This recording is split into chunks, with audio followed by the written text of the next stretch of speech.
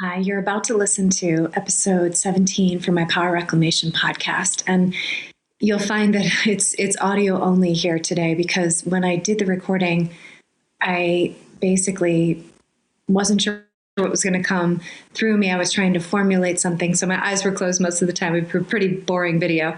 So I wanted to just give a quick little intro, which you'll hear more about in a moment. But this topic is really dear to my heart. It's about integral leadership, which is really learning how to welcome everything. And many of us on a spiritual path are doing this in our everyday life.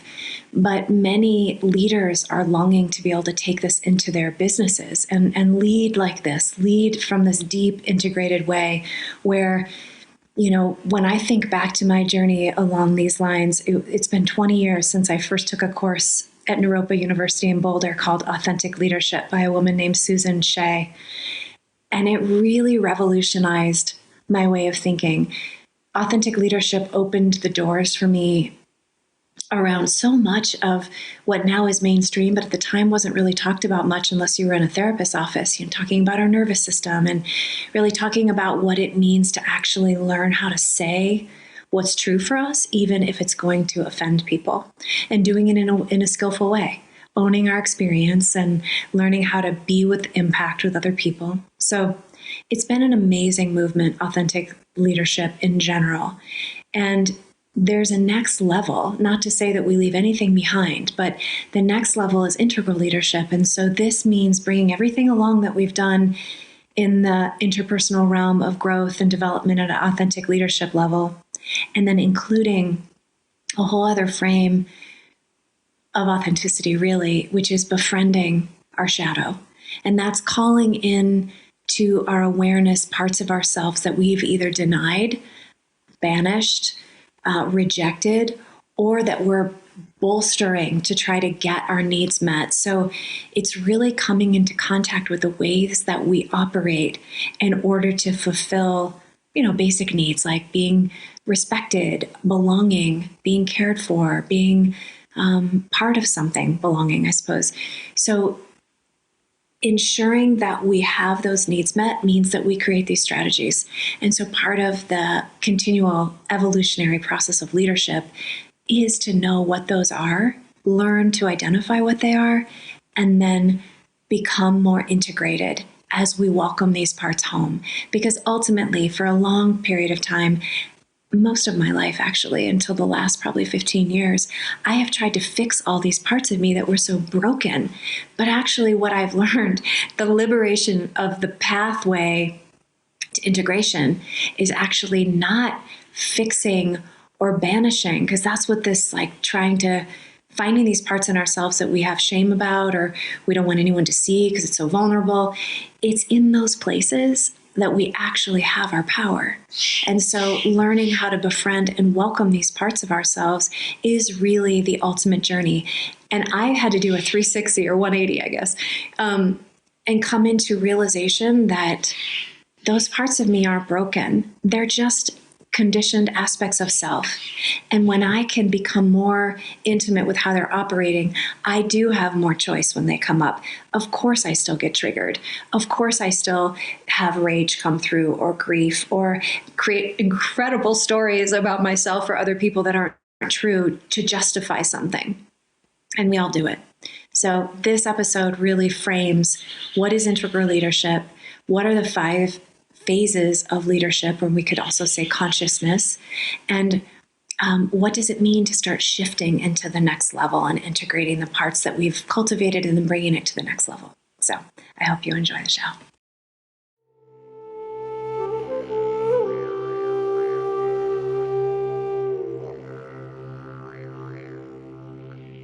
Hello and welcome. You're listening to The Power Reclamation Show, where we explore the mysteries, heartbreaks, and resiliency of the human experience. Together, we'll focus on rewilding ourselves through raising consciousness and dismantling domestication. This is a collective journey of challenging hierarchical systems of power over, as well as our own personal conditioning and limiting belief systems. This show is about embodying the power of love, presence, and our own inner authority. Today, I want to focus on a topic that's at the heart of my power reclamation work. Actually, it's at the heart of my entire being. There's nothing I wish for more than creating a world of integrated leadership, love, and care for the whole. Months ago, I reread Charles Eisenstein's book called The Most Beautiful World Our Heart Knows Is Possible. And once again, it totally rocked me. It's the invitation in this book is to explore how we can shift from a world of separation into one of unification. And what I love about the book is that he presents it in a really grounded way. You know, this can become such an idealistic depiction of how we create this new world, and we just need to come to oneness. And yet sometimes that can have a spiritual bypass component to it. And I just really appreciate the way that he frames the journey, the inquiry, really. And like the first time I read it just shot this arrow of hope and despair into my heart. And it left me really chewing on some deep, intense emotions. So at the time I was actually on a solo retreat at a hot springs here in Colorado. And I had just set aside time. I really wanted to catch my breath. I wanted to integrate some kind of challenging things that I had just been through. And all I wanted to do was not think. I wanted to just float in the water, and I wanted to gaze at the stars and eat good food. And yet I found myself basically on my knees, just feeling this incredible heartbreak about what's happening in the world. And, you know, in a pool of tears and waves of fear, I just felt this unresolvable longing for a new world. And a world where we no longer collectively run our systems, our operating systems are no longer run by this primal fear and reactivity that has incredibly intense repercussions of forcing people into poverty, sex trafficking, or, you know, standing by as the innocent are irresponsibly imprisoned because of the color of their skin. A world where we could step back together and find a way through the polarizing wars that are ensuing, you know, for example, over the COVID mask mandates or vaccinations or gender orientation, the color of one's skin, and the list goes on and on. But what I returned to after 2 days of deep, heart-wrenching despair is that I'm here to learn how to love, and that it's a practice. And so I'm talking about love that comes through as acceptance, allowing, and welcoming everything, especially those aspects of life that literally break my heart, those that I don't understand, that which I have no control over, and those things that threaten the innocent. And not from a place of spiritual bypassing, but from first seeing what it's like to sit with all these emotions that stir so deeply in me, and find a place of allowing myself to feel it all. And from here, and from this place of once I've listened and I've felt, I usually find some kind of authentic action that's moving me. You know, that may or may not take place externally. It could be something internally, an action towards looking at a belief system that I'm holding. So a key practice of love really has been my devotion to embracing the shadows, my shadows specifically. But of course, I love studying the shadows of clients that I work with. Together we look at those, but I really love studying the shadows that are playing out in the collective, because they are also gateways for me to look at my own shadow. And this is really how I'm learning how to access inner peace and integration and states of clarity that allow me to know what the next right action is for me. So I'm really speaking about this space that's so beautifully articulated by Thich Nhat Hanh. He's a peacemaker and Buddhist monk who recently passed away in his 90s, probably about 2 months ago, or maybe it was less than that. He says it best in this poem entitled, Call Me by My True Name. And so I want to read that now, and then we'll get into the topic today. Don't say that I will depart tomorrow. Even today, I'm still arriving. Look deeply. Every second, I'm arriving. To be a bud on a spring branch. To be a tiny bird with still fragile wings. learning to sing in my new nest, to be a caterpillar in the heart of a flower, to be a jewel hiding itself in a stone. I still arrive in order to laugh and to cry, to fear and to hope. The rhythm of my heart is the birth and death of all that is alive. I am the mayfly metamorphosing on the surface of the river, and I am the bird that swoops down to swallow the mayfly. I'm the frog swimming happily in the clear water of a pond, and I'm the grass snake that silently feeds itself on the frog. I am the child in Uganda, all skin and bones, my legs as thin as bamboo sticks, and am the arms merchant selling deadly weapons to Uganda. I am the 12-year-old girl, refugee on a small boat, who throws herself into the ocean after being raped by a sea pirate. I am the pirate, my heart not yet capable of seeing and loving. I am a member of the Politburo, with plenty of power in my hands. And I am the man who has to pay his debt of blood to my people dying slowly in a forced labor camp. My joy is like spring, so warm it makes flowers bloom all over the earth. My pain is like a river of tears, so vast it fills the 4 oceans. Please call me by my true names, so I can hear all my cries and all my laughter at once, so I can see that my joy and pain are one. Please call me by my true names, so I can wake up and so the door of my heart can be left open, the door of compassion. I just love the poem. It speaks for itself. And, I feel that if I can't meet my own shadows and see myself as all those parts of humanity, then I will just continue the world of polarizing within myself and outside of myself. And that brings me to the topic of today's episode, which is on shadow work and integral leadership. What is it and why is it important to have an investigation around this collective movement of power reclamation through embracing our shadows? So I define integral leadership really as a synthesis of 2 evolutionary movements. The first is the authentic leadership movement.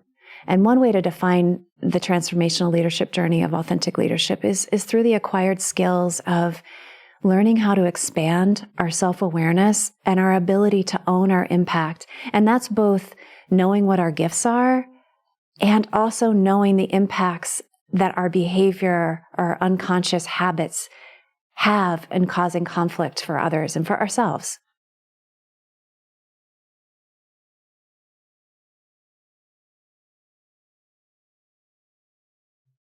Another key component is learning how to take responsibility for our personal states of activation, our triggers.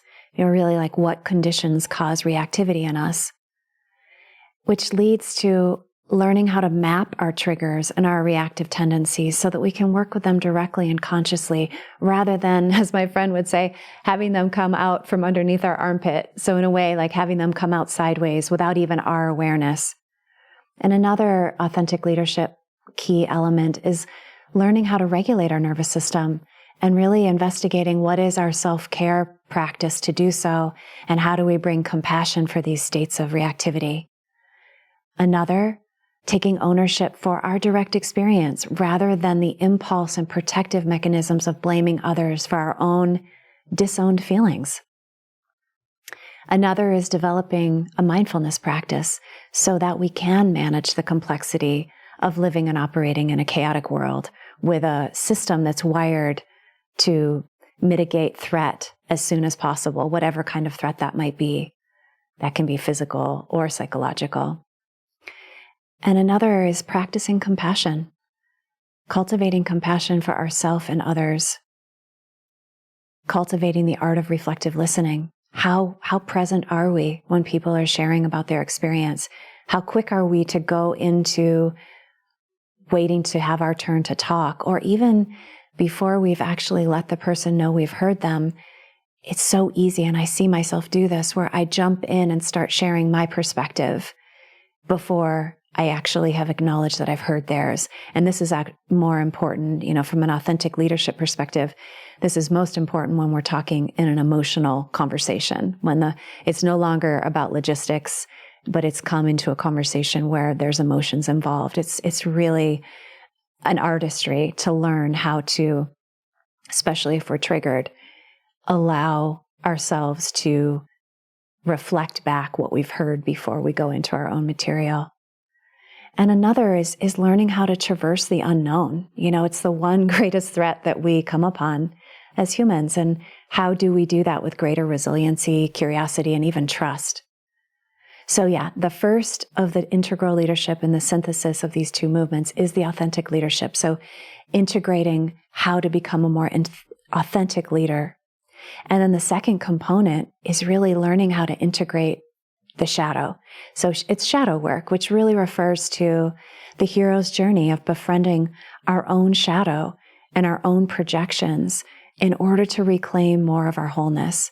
And I love looking at this through the lens of Carl Jung's hero's journey map, which I'm going to share more about later, the shadow work itself.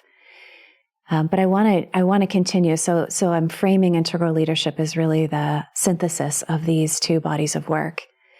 And most leaders and change agents that I've worked with for the last couple of decades, they've been so devoted to the art of leading with authenticity and vulnerability. And I think Brene Brown has been such a forerunner of bringing this material forward for so many people to be able to embrace it in a way that is completely disarming.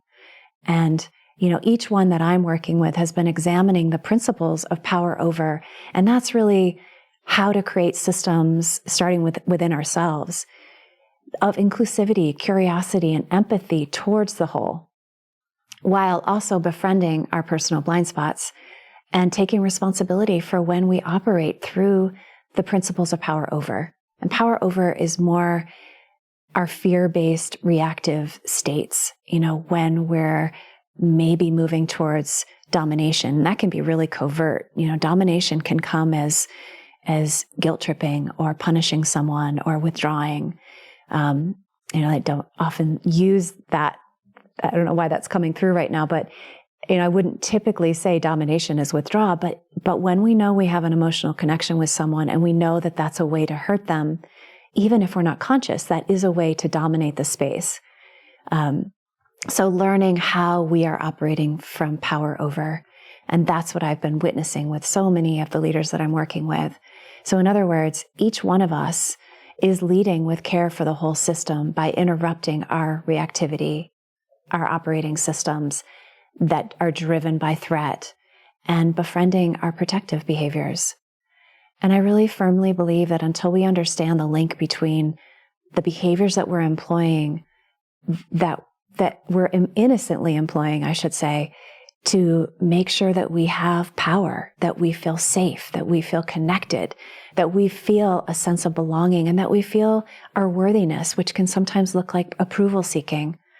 It's a lot harder to befriend these if we haven't been able to link that we do these things in order to get our needs met. And so as we welcome these messy behaviors, it's really about embracing our wholeness. It's about embracing the integration of all that we are, which includes, much to our own dismay at times, the parts of us that are reactive. So I think that interrupting our fear-based expressions, especially, those of control or people-pleasing or criticizing and judging others, criticizing ourselves, the inner critic is a wild card that comes into play of creating a lot of reactivity, but often in the direction towards shame.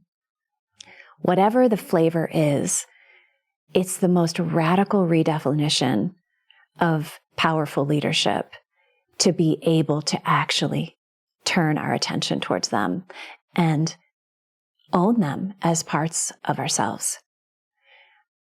So what if I told you that becoming an authentic leadership isn't really the end game, that there's more? That's what I want to talk about today. I want to talk about integral leadership from this perspective of moving from this incredible exploration that's been happening for decades now around authentic leadership and bringing all of that with us to evolve into the next developmental stage of integral leadership. So through the various cycles of transformation and leadership development, we naturally integrate and we descend to the next level of our learning, of our growth, which means we're taking everything that we've learned with us. And integral leadership is really a model of inclusivity and expansion. It's not hierarchical, and there isn't really an end game. It's an ongoing journey that we'll do for the rest of our life. And we spiral through these stages of development over and over again, collecting exiled parts of ourselves, which means we're actually reclaiming our wisdom along the way. And as a leader, I think that, including everything that we learn along the authentic leadership path, and then using that to further raise our consciousness and expand our own hearts and our own compassion towards ourselves, is really the groundwork to be able to move into exploring the shadow work, which is a key component of integral leadership. But I'm thinking before I go further into shadow, what I want to do is just give a basic framework for 5 developmental phases of leadership. And I think it's really helpful just to look at the phases not as a hierarchical system, but more as a spiral. And so depending on the conditions and the material that is presenting itself, or even the people that we're in relationship with in any given moment, we might be operating from one mindset and then flip to the other. Although I will also say simultaneously, it also does have a component of once we access certain strengths in one of the phases, the developmental phases, we are leveraged into operating more frequently from the next phase. So I'll break it down this way. And I really love the way that there's an organization called the Leadership Circle, and they have built this out. And I actually will make sure that their website is in the notes in case you want to explore this further. But their assertion of these developmental stages, they found through synthesizing countless leadership methodologies. And so I want to walk through the way that they have presented them and, add my own flavor as I go. But first, I want to say that these phases, really, they are key contributors to how we became wired. And literally, when I say wired, I'm going to talk a bit today about our operating system. And we have an internal operating system that is wired before we even have the capability of speaking. The wiring begins while we're in the womb, which is a whole other conversation and a whole other episode that I would have so much fun talking about. And I do have an ebook about this, so if you find yourself wanting to know more before I have an episode on that, feel free to email me. But ultimately, our operating system basically becomes the template for how we perceive reality. And that includes how we perceive ourselves, the self-images that we feel like we need to uphold to be the person that we think we should be, as well as how we perceive others and how we perceive their behaviors, how we perceive the world. Is the world safe or is it an unsafe place to be? And a lot of our belief systems about the world will automatically fire based on this early imprint. So if we have an experience, we could be with a friend and have the exact same experience, and one of us will have a threat response and the other person will feel hardly dinged by it. And part of that is just the way that we've been wired, how our operating system retrieves information, actually takes in information and retrieves the internal response of how to respond. And, this process is what establishes the unique strategies that we each employ to mitigate the threats in our lives and to reestablish safety. So, in essence, our operating system, to make it really simple, is the template that has been formed for how we create safety and minimize threat. And there's behaviors and beliefs and ideations that drive how we do that. And it's not just about physical safety, although it is. It's also about emotional and psychological safety. So that's the overview here. And I think I want to just do a quick overview of the 5 phases. So the first one is egocentric. And this really represents the stage in our earliest development. There's different models that say different things. I have a model that talks about how this begins actually in the womb and really establishes the primary template up until the age of 8. There's other models that say, starting around 8 is when this particular model is formed. So I would say,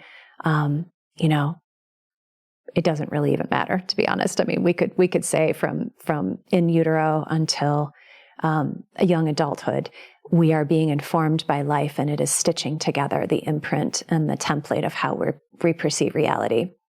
But I will say that during this phase, we are learning how to become identified with us as a separate self.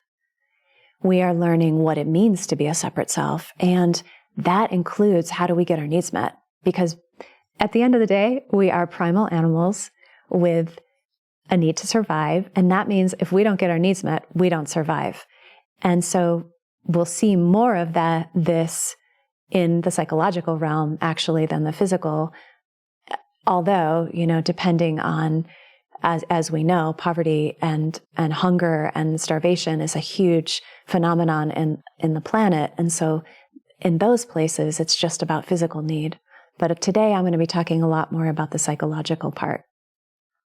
During this time of egocentric developmental phase, we're less aware of noticing other people's needs. It's just not on our radar. And Robert Keegan and Lisa Leahy, they're 2 leadership experts from Harvard, they call this stage self-sovereign, because at this stage, our needs are primary. And we basically relate to others through this lens of how are you going to meet my needs? What are you going to do for me?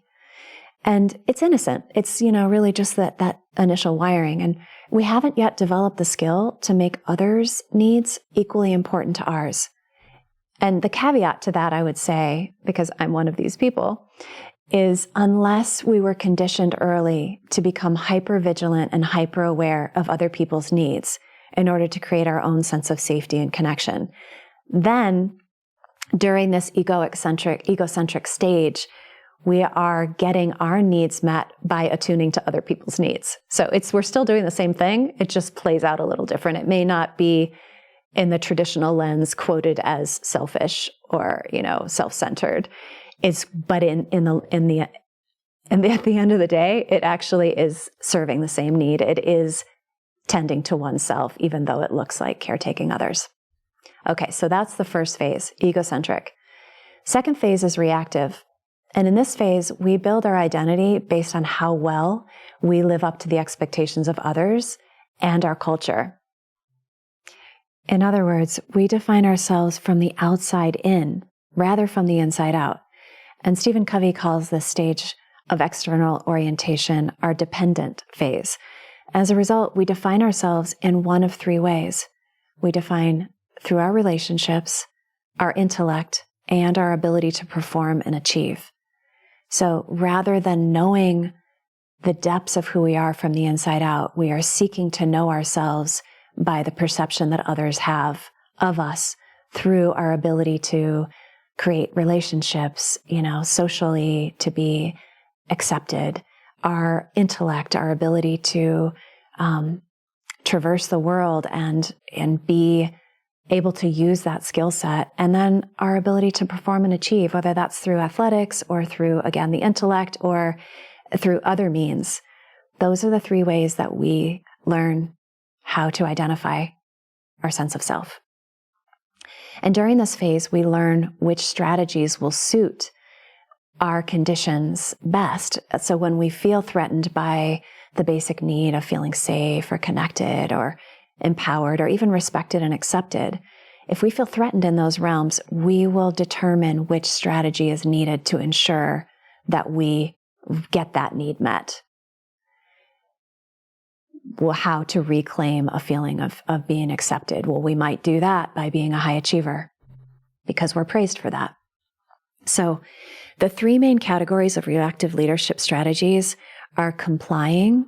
So that's, often giving ourselves away to others in order to create the connection. So people pleasing is a common one that falls in that category. Controlling, that's, kind of demanding and making things happen with our agenda and our way in order to maintain safety. Or protecting, which sometimes can look like withdrawing in order to create safety, or, can also show up as a kind of arrogance or superiority. I like these terms, which is why I'm using them here. Leadership Circle uses them in their 360-degree leadership assessment. And that's a tool that I've used with leaders as well. And I think these three reactive types are really powerful as kind of gateways to explore. And in the tool itself, they're broken down into specific behaviors that represent each one. And, actually I'll put a link to the video where they break it down in the show notes in case it interests you. So that's reactive. So now we're going to move to the third, which is creative. And this phase is marked by two internal operating system changes. The first one is that we become aware of our conditioned reality, which is our beliefs, our behaviors, the strategies that I just named to get our needs met. We start to become aware of, oh, I see. Yeah, in order to ensure my sense of power, I charm people. I make sure that people really like me. It could be a number of different things, but we become more aware of what those conditioned behaviors and beliefs are, and the assumptions and the behaviors that we express as a result of those beliefs. And the second one is that we explore a more authentic version of ourselves. And this is where that authentic leadership movement that I referred to earlier has been so instrumental and essential for, I would say leadership evolution, but I'm really talking about human evolution, is what happens when we start to shift from that outer game, meaning our sense of self is based on other people's perception of us, to our sense of self being based on something deeper within ourselves. And so it's when we take that brave act of following our intuition, even when others outside of us are trying to logically tell us we shouldn't feel that way. So another example of how a common conditioned belief can be formed is, if you were praised for being independent, but scolded for being needy as a child, then you may have learned to become self-reliant in order to maintain respect or belonging or connection. And often for some, I think for myself, at times, I wanted to avoid the humiliation of feeling needy. Like actually feeling needy became a threat for me. And so I have developed strategies to not have to feel that. And part of my work as a creative, moving through the creative leadership cycle, has been really working with how that shows up for me. And, a result of that conditioning is that you can see the world through the belief that it's all up to me. I have to do it all. No one has my back. It's not safe to ask for help, or I have to appear to know how to do everything, or no one does it as well as I do, so I just have to do it all. And that can have like a martyr quality too. So really investigating these conditioned beliefs, that's starting to happen more deeply in the creative phase. And as I mentioned earlier, I do have an ebook that I wrote that outlines 9 of the most common adaptive strategies that we draw on in order to get our needs met. And so self-reliance is one of them that I just described, but there's 8 others. And so again, I'll have that link in the show notes. Okay, so we've gone through the first 3. Now we're going to hit the 4th one, which is what our conversation is going to be about today, which is integral leadership. And a key marker at this stage of development is learning to lead through chaos and complexity with less reactivity and more capacity to navigate paradoxes and double binds. So a key trait that emerges in this phase is the expansion into a more robust capacity as a system thinker and as someone who wants to protect and really track and nurture the whole system. So an integral leader focuses on the vision for the system that they operate in, which starts to develop in that creative phase. And that can be, family system, business system, a relationship is a system, a community that we're part of, our relationship to our body, our relationship to ourself is a system because our body has expressions of emotions and thoughts and sensations and physical pain.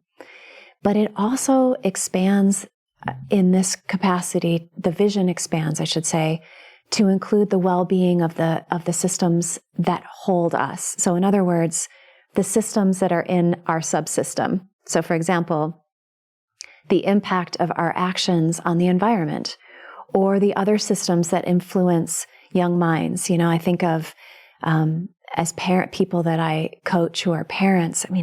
Oh my goodness, the process that they go through to make sure that they're really helping the minds of their children become aware of how advertising and different campaigns, whether it's political or otherwise, particularly advertising though, and particularly social media at this point, is influencing our behavior and our sense of self, really. I know there's been such a rise in suicide rate of teens, and they're attributing it to the pain of isolation and feeling unliked on social media, or comparing themselves to others and feeling less than. So there's a way in which the integral leader is really looking at the larger system and at what role they want to play in interrupting how the systems are influencing in a negative way. But also, that's kind of the internal lens. The external is more of how am I potentially interrupting or interfering with the larger system based on my consumeristic behaviors or the way that I'm viewing the world. And so at this stage of integral leadership, many will refer to this as servant leadership. And this is when the leader becomes a servant of the whole, truly here to serve the whole. And one of the ways that I have found myself doing this, it's subtle, but it's, kind of brings a point around how small this can be, is that I've chosen to invest all of my IRA funds in stocks that do not have a negative impact on the environment. So I think that my portfolio sometimes yields less monetary gain than others who might be investing in the oil industry. But at the end of the day, it honors my love for the natural world and all the creatures that need clean water and they need clean soil and air to survive. So I make, the person who manages my money is very aware that I am an advocate for where I place my money. Okay, so I'm just going to touch on the last developmental phase, and then we're going to dive into the meat of today. So unitive leadership is the final fifth phase. And this mindset points to the human evolutionary progression through high states of consciousness and awareness. This represents the sacred mind-body-spirit union, which can be translated as all is one, or all is well, or I am you and you are me. And I pulled a quote actually from the Mastering Leadership book that I referred to earlier on this topic, and it's called, They Say, I should say. Now I'm looking at a note, so I have to get myself out of closing my eyes. Research and experience strongly suggests that spiritual practices such as mindfulness, meditation, and contemplative prayer have the power to accelerate our development through these 5 phases of leadership. In fact, unitive mind seldom, if ever, develops without a long-term spiritual practice. End of quote. So I think my point here is that at this phase, we orient to ourselves through integrating our mind, our body, and our spirit as one. And we realize that we're not just the body and we're not just the mind, but we are the spirit and the divine nature in action. And so in a way, oneness is no longer a conceptual ideation at this phase and in these states that we can touch into. It's a lived experience. There's a lived experience that we are indeed one. Okay, so those are the 5 phases. And today I want to focus on the 3 stages of development that are the middle section. So reactive, creative, and integral. And some other language for these levels of mind development we could see reactive. Some might call this victim consciousness. We could see creative as co-creator consciousness. So like, I am co-creating with life. And then the integral can be seen as all is well, all is welcome. I am the one. I am united with oneness consciousness. I can embrace everything. Okay, so I want to break them down. The shift that happens from reactive to creative leadership is where I want to begin. And during that transformative process of shifting, from reactivity to creative leadership, we're learning to shift from a hyper focus on fixing problems. And we still fix problems. There's no doubt about that. But we expand the hyper focus on fixing and noticing everything that's broken, because that's a reactive state of mind. That's a way of trying to create safety. I see myself do that all the time. It's so fascinating to see that my impulse towards noticing what's broken doesn't mean that there's something wrong with me. It just means that that is how I learned to create safety growing up, is if I can figure out what's not working, maybe I can get in front of it and avoid the conflict or avoid the pain of disconnection. So this is the phase where we pivot our focus from the outer game towards the inner game. And I actually have another ebook on this topic. If this shift is interesting to you and you want to hear more, just you can email me about that, and I'm happy to share that. So in the creative phase, we turn our attention towards ourselves as a sacred system. And we're apprenticing to studying our own reactivity and our conditioned behaviors, because this ultimately is how we're going to initiate the process of integration and welcoming, rather than reactive tendencies of sweeping things under the rug, denial, or defending against and building stone walls to protect ourselves, or even spilling ourselves all over others to try to please them and to create some kind of safety through compliance. We're actually studying all of that and welcoming the fact that we do it, because it's very easy to feel shame about these parts of ourselves. And if we have a cultivated practice around knowing that every single one of us does this, first of all, our own version, that it's meeting ourselves here as like the normal outcome of being human, is that we do this. And so the more that we can bring compassion towards that simple fact, and then learn how to welcome these parts, even when they make our skin crawl, that is a huge component of this phase.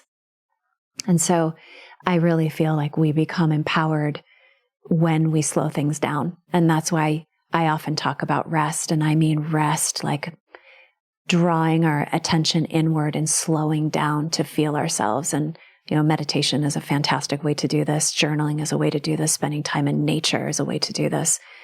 Talking with someone who holds a lot of beautiful space while we can actually process and think out loud, or asks questions and challenges our beliefs. That's another way to do this.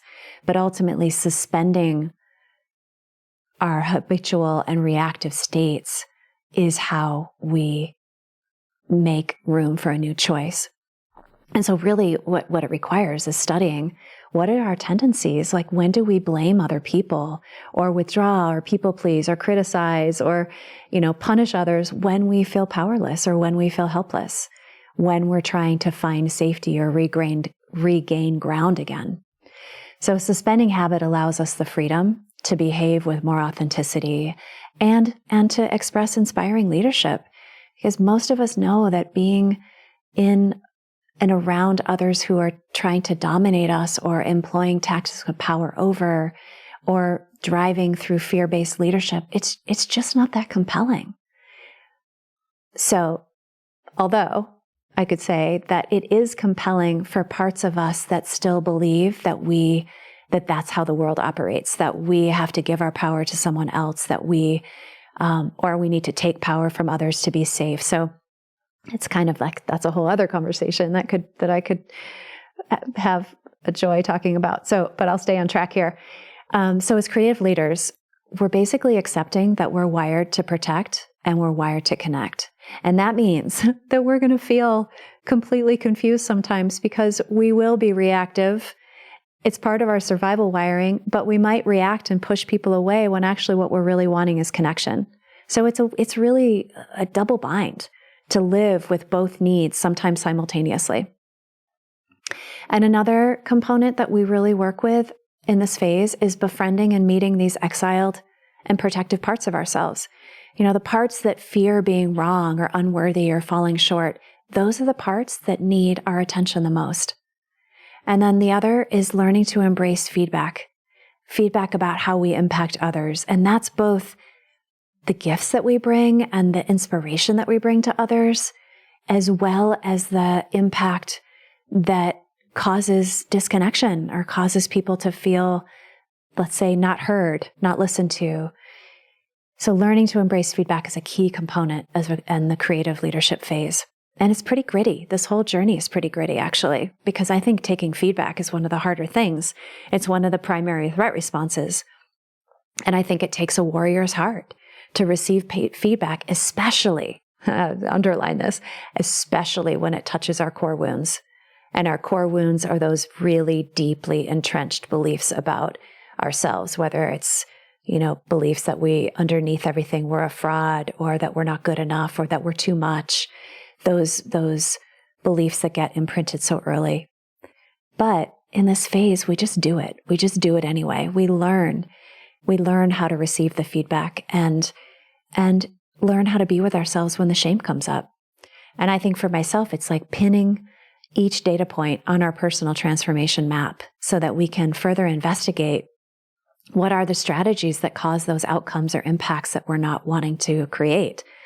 And what are we doing to protect ourselves from the loss of control or the loss of connection or feelings of inadequacy. So basically, in summary, the shift from reactive to creative really is basically learning how to not bypass our reactivity. And instead, we're learning how to own and manage those states of fear and anxiety that drive us to operate in these reactive and somewhat outdated ways. Okay, so let's see. What I want to transition to next is the leap from authentic, or we could call it creative leadership, that phase we just talked about, into integral. And so during this next developmental stage, this creative paradigm expands and it transforms into an integral leadership phase. And the agency and authenticity gained through the creative stage of leadership is now rooting in deeper ways. And there's new ways of being that are arising. And at some point, and this is like while we're still in the creative phase, a leader begins to basically bust through the seams. They know that there's the next level. They don't really know what it is, but they know that something's missing. There's something more they're wanting. And oftentimes at this phase, these leaders are firing on all cylinders. They're in their sweet spot, and they know they're still working the reactivity because, of course, we're always going to be doing that. But they know there's more, and they feel some sense of complacency. There's like a hunger. So the key to the integral mindset is that by awakening our authentic visionary self in the creative phase, now in this phase, we discover that we are also the opposite of all those things. And here's a little excerpt again from the Mastering Leadership book. And I'm not sure if I said their names earlier, but Bob Anderson and Bill Adams are the ones that wrote this book, Mastering Leadership. And it's connected with the organization I referred to earlier, the Leadership Circle. Okay, so here's what they say. Quote, "Here the inner self-definition shifts from, I am a whole and complete self that coordinates with other whole and complete selves, to the realization that now I am not whole and complete, but rather I am many selves. I am an ecology of selves that are often in discord." And so you've probably noticed, end of quote, I should say, you've probably noticed this in yourself. Like you have two parts that have completely different needs simultaneously. It's crazy making, right? Like, one part of you longs to leave something old and stagnant in order to leap into something new, but you don't know where you're going and you don't know how you're going to get there. Maybe this is a job where you just feel burned out and you believe there's a new possibility for you, but you just don't know how to get there. And there's a longing. And then another part of you is like, throwing all the flags on the field saying, do not do that. You can't leave a job without a new job. And what if it's not better over there? What if you're about to get the promotion that you've been waiting for here? Basically the other part is just trying to hold us back from taking risk. And that risk could look like failing. It could look like people judging or rejecting us as a result of our choices. Or maybe you recognize a need to assert yourself for a raise, but you don't ask because you fear being too much, or you fear that if they say no, that you won't actually be as valued as you thought you were. And that feels unbearable to feel that sense of rejection. And another version can be steamrolling your needs for fear of not getting what you want. And so inadvertently, you're leaving a wake of conflict and confusion behind you and others because you're just hell-bent on getting the thing you want the way you want it, even if it hurts other people inadvertently. So 2 parts, 2 different needs, 1 conflicted behavior. That can be crazy making. But it happens all the time. And it's through our ability to identify and meet these internal double binds that I think really shifts our perception and our belief. It's like, I need to pick one thing. What's wrong with me? Why do I keep changing my mind? That is a voice that I have had to really work with, an inner critic voice. When I have 2 parts operating at the same time, I can feel crazy because in one moment I'll kind of align with one part. I'll be like, okay, I'm going to do this thing. And then I feel really convicted around it. And then like 10 minutes later or a day later, I have all this self-doubt. I'm like, oh, wait, I don't think I should do that because blah, blah, blah. That is what this is like inside. It's speedy like that. And it's overwhelming to actually feel that level of vacillation. And I know for myself now that if I'm vacillating, it means that I have conflicting needs. And it's the best way through isn't a logical exploration about should I do this or should I not do this thing, but more so what are the parts of me that are feeling threatened right now. So this is a profound type of self-honoring, really shifting us into this mindset of integral leadership is looking at the parts. And I think it's important to note that just like creative and reactive mindsets, it's an evolutionary spiral. So this isn't hierarchical. It's basically in any given moment, based on the conditions that we're confronting, are there parts that we're exiling? Are there banished parts of ourselves that we're needing to welcome back or that we're needing to grow? And so rather the opposite can occur. So with each expanding mindset, we leave nothing behind. We include and integrate those messy parts. We bring them home into our hearts, into the wholeness of who we are, which can look like owning our biases and owning our judgments without trying to defend them. Instead, we get feedback and we investigate and dig into them further to explore, like, what are the needs and fears that live behind these biases, that live behind these judgments? For example, if a part of us has learned to micromanage others to maintain a sense of control, which is just really a way of ensuring safety and avoiding helplessness, during the integral phase, we learn to own this part of ourselves and we work with it directly. So it's still going to happen because it's wired, but we're no longer living identified with it as the primary way, that the only way that we know how to manage our anxiety. And so in a way, we're bringing that internal conflict externally so that we can befriend it and work with it and find new ways to respond. And, another would be the people pleaser on us who says yes externally to others when secretly inside we're saying no. So yeah, I'll do that thing, but we don't do it. And then when we get held accountable, we feel shame. That's another pattern. And if we can see those parts and we can see the way that that's playing out, we can integrate them and learn to bravely assert our need and actually say no when we want to say no and face the fear of people withdrawing or criticizing us for taking care of ourselves. It's a really powerful practice to start to embrace these parts at this level. So again, it's no longer about banishing or hiding because deep down we feel shame. It's about befriending and welcoming them. Nothing is left behind. Nothing is stuffed in a corner. In fact, everything is revealed. It's basically welcomed and brought into our compassionate hearts. So as integral leaders, we cultivate the ability to focus on what serves the whole, rather than our dazzling skills or our impressive achievements or, our ability to maintain control by covertly getting what we want through charming or even steamrolling or guilt trips. In other words, integral leadership is the shift from protecting and denying our egocentric fragility and learning to compassionately embrace and befriend this part of us, all the ways our separate self has learned to behave to cover up for feeling either too much or not enough or inadequate or fraud or superior or inferior. At the end of the day, I think the best way to articulate the integral leadership mind is that it has been priming and building itself to hold complexity. The hallmarks of embracing complexity is reflected through our ability to hold contradictions. Those double binds I was just talking about.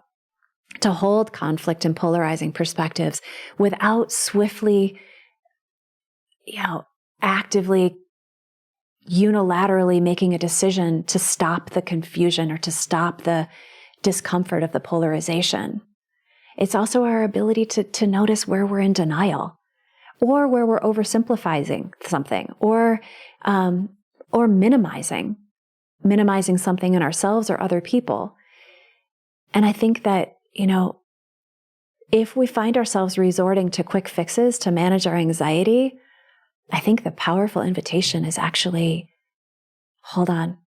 I wonder if I could expand a little bit more in this moment to hold the complexity of my discomfort and the uncertainty about ultimately what is trying to get revealed here.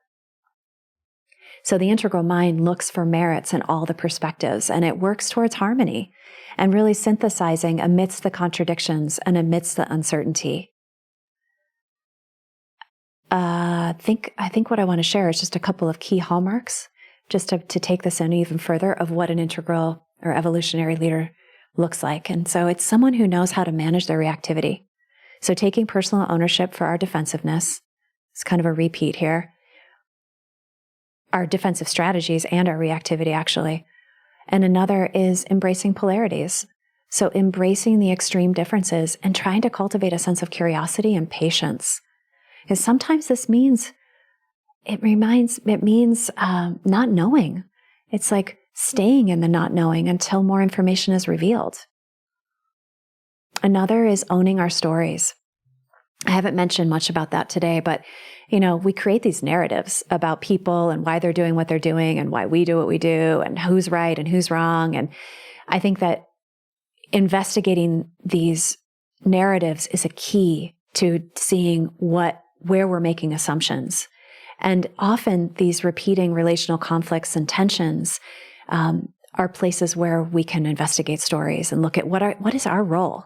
What's our role in creating what's happening with another person, and looking at the beliefs and the contributions that we play in creating and reinforcing stories about other people. Another is exposing our personal double binds. So, back to some of the examples I used earlier, exposing those places where we have two or more needs that are in contradiction and feel like they're conflicting and causing us to behave and often communicate in very contradictory ways. So there's a quality of being able to expose and own that, which kind of sinks into another component, which is allowing ambiguity.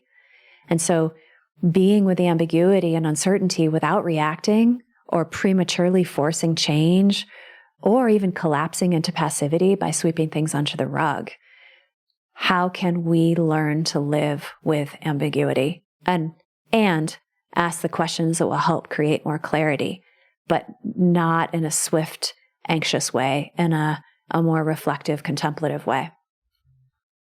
And then another key one, which is our final piece today, is just embracing our shadows, which is an ongoing self-reflective practice of exposing how do we protect and how do we project disowned parts of ourselves onto others.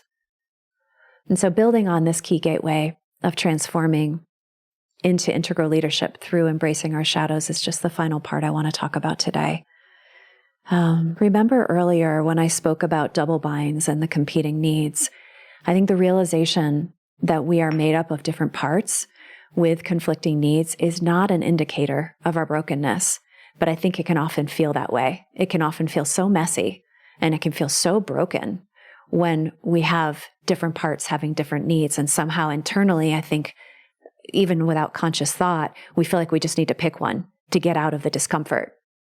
And so I think the message I want to bring through today is it's actually quite contrary. I think integral leadership is, and in transforming our shadows is really, it's an integral part of being human. Part of the human design is that we have shadows. We have aspects of ourselves that we, one, either can't see or that we've exiled to keep ourselves safe. And so there's nothing wrong with having shadows.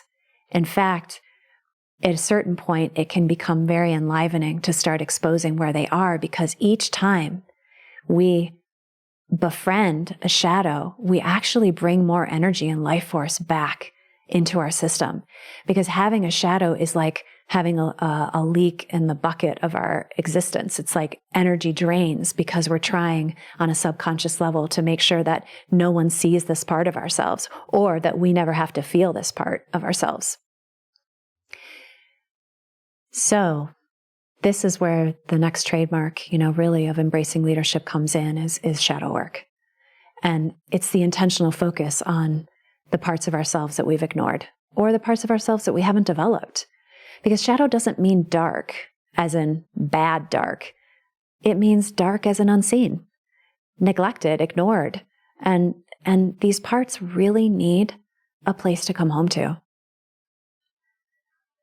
And what I've noticed is that through developing self-compassion towards my own messiness and my own incompleteness, I'm naturally I'm just naturally engaging with others and the larger systems with increasing empathy and with more acceptance. And this includes the situations that I don't like. But there's a way of, even if I can't fully accept it, I can at least see why people or systems are operating the way that they are. Because when we really break it all down, it's from a place of fear, a place of feeling powerless. And so if I can see that, sometimes I can be more accepting of someone else's behavior. For example, I can see why corporations continue to harvest palm oil for us, because for capital gain, even while they're causing death and destruction to the orangutans and other creatures whose homes they're destroying. Because those who are in charge of those decisions, they're operating from reactive leadership. They don't realize that the impact that they're having on the whole system. In fact, they are in that state of mind that we talked about earlier, of adolescent state that happens in the egocentric development, which is the stage 1. They are in that state of, how do I get my needs met? How do I make more money? In this case, how do I gain more capital? Another example is when politicians blame and defile one another in order to prove superiority, or to maintain a competitive edge, or to build the narrative that's going to sway more people in their direction. It again is an expression of the reactive mind. And it's like, my needs are the most important thing. Even if it costs you your life or your reputation or your well-being, I don't care. I just need to get my need met. That's really the undercurrent. So shadows represent these behaviors or limiting beliefs that cast a blindness upon our ability to embrace and refine the skills that I named earlier. And so what needs to happen for us to live into these attributes? Well, I'm repeating myself, but basically it's learning to embrace the shadows and the traps of our conditioned mind that we've become identified with. And these aspects, particularly the blind spots, are often the places in us that we loathe and reject in others, the places that remain unintegrated within ourselves. Like, this view of shadow can feel like a loaded exploration. Because in a way, it's really, we're asking ourselves to look at, how do we dominate? Where are we greedy? How do we express violence and abuse towards ourselves, towards others, towards the natural world? And what about those who betray us in our most vulnerable moments? How do we work with the material that rises in us? And how can that action of others' betrayal be eliciting a shadow within us? Maybe it's a belief that we deserve to be punished, or that we deserve to basically be left behind because we're not good enough. Whatever that might be, usually someone else's betrayal of us is an invitation to look at where we're holding a belief that they're embodying for us about ourselves.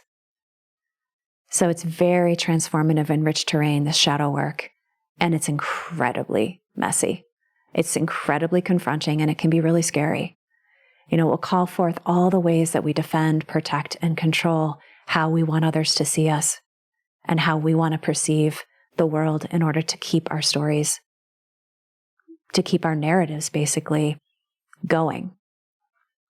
So it's really for the bravest hearts of our human tribe, and it's powerful beyond measure. And having these shadows is inherently part of our human experience. It reinforces our sense of separation from the whole. And each time we reject or judge or crucify others, it's often because we've not accepted something about how their behavior appears within us. Or at a minimum, we haven't found a way to see how their pain and suffering causes them to believe that their behavior is the only option that they have. So in closing, really, I think the summary that I want to bring in here is that to recreate balance in the world, we need leaders who are accepting that they have blind spots. And not just that, but that they've devoted themselves to the art of befriending each exiled part as a means to become a more integrated and whole leader.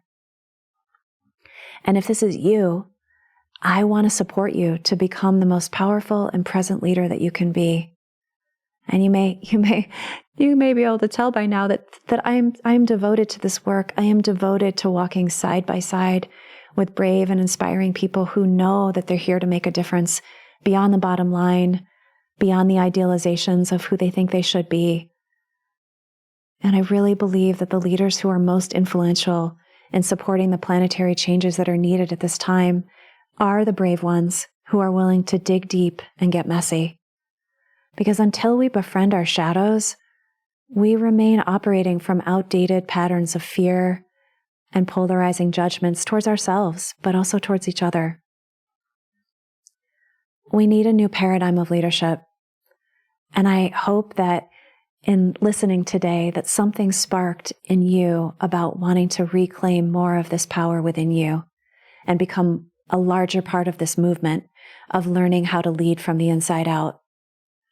Because I believe that most leaders and change agents that I have worked with for the last few decades, by immersing themselves into this art that we've been talking about today of leading with authenticity, leading with vulnerability, tracking where they slip into patterns of power over versus power with, this is the gateway.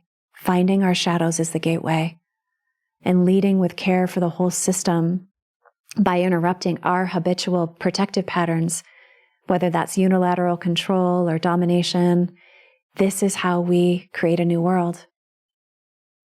And this collective wave of transformation, it's been fun and inspiring to surf with my clients. And actually, it's drastically transformed their corporate cultures and their orientations, both towards themselves and towards the inevitable and crunchy relationship dynamics that often present themselves in the systems that they're leading. And if you want to learn more about integral leadership, the previous 2 episodes actually are focused on this very topic. And the 2 guests that I have on the show are Rick Kuiper and Rob Sinclair. In the first episode that we talk a little bit about what is integral leadership and what is shadow leadership. And then the second one, Rob and I kind of interview Rixt, who designed a shadow program for an executive leader who was ready to move from being in creative leadership to developing more of this person's integral leadership. And so in addition to listening to those two episodes, I have also created space in my practice this year to serve more leaders who are called to this movement. And that may be leaders who are feeling stuck. Maybe that's you. Maybe this is someone that you know, where you don't know exactly how to reveal the shadows that keep repeating patterns that you're drained and tired from. You don't know exactly how you might be holding yourself back or not able to step into this next level of leadership influence, whether that's within your own life at home or in the cultures that you lead, if you're a business owner, or in the relationships as a coach or a therapist or a healer. So before we end, I just want to share just a few words about my power reclamation and leadership immersions. And if this feels appealing to you, again, you can learn more by watching some of the videos on my YouTube channel, and I will have a blog article that details more of the immersion as well.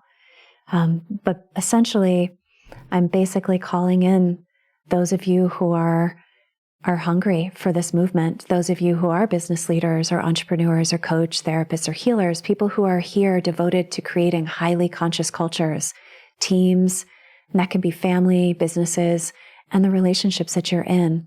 And you want to take your leadership influence to the next level. So in the immersions, we'll be exploring what are your unique gifts and how are you leveraging them fully.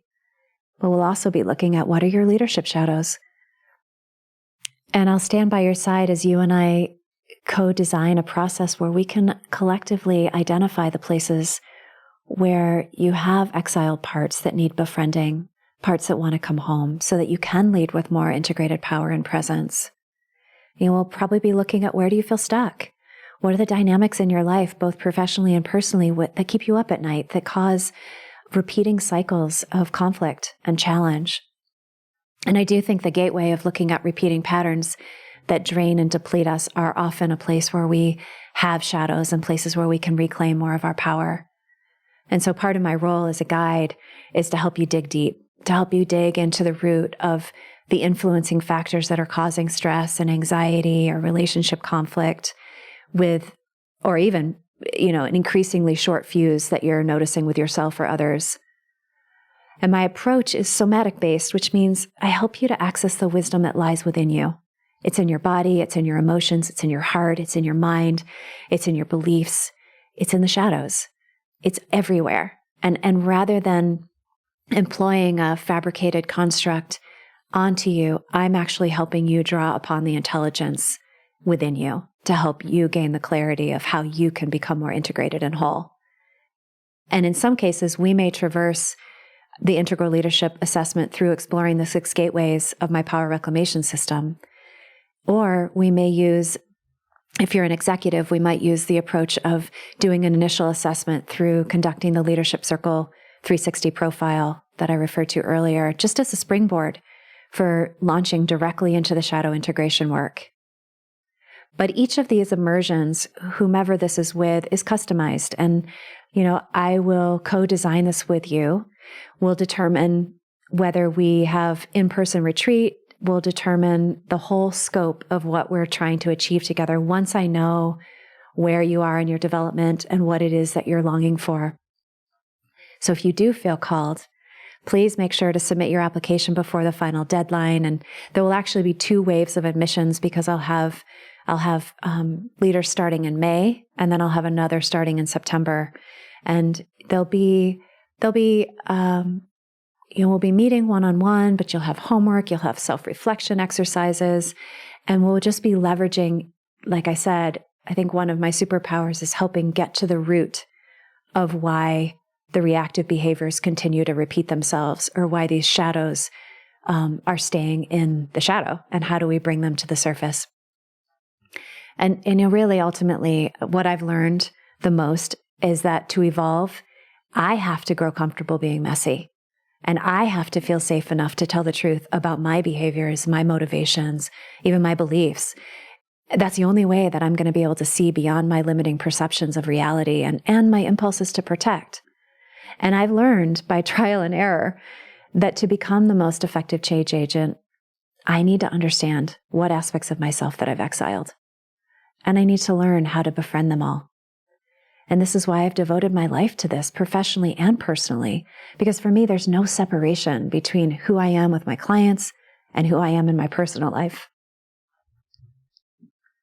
It's kind of ironic because I was taught to be professional, not to be messy. But really, when I think about it, like, how does hiding my own personal process or my ongoing growth edges serve anyone? How does it serve my clients or the systems we collaborate in? I can tell I've been talking for a long time. My throat is starting to get sore. So I'll just say a few more things here. Hiding doesn't serve anyone. In fact, I think it only further fuels our shame, and it only fuels the egocentric narratives about ourselves that I talked about earlier. And these internalized narratives, they become the fuel that's responsible for activating the protective behaviors of criticism and blame, shame, and self-doubt. And so, to me, it makes sense. We establish safety by avoiding feeling inadequate, by avoiding rejection or feeling powerless. And yet the irony is that in order to evolve, we can no longer avoid our messy, reactive, and confused states.